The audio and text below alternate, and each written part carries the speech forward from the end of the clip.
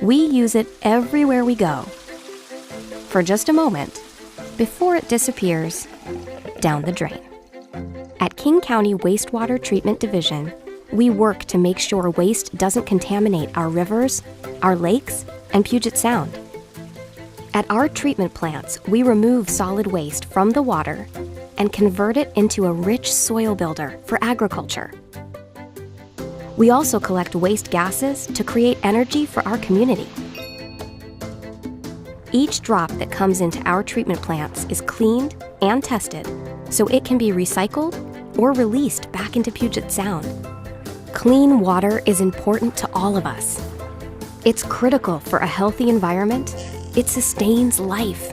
Water is what makes our region so special.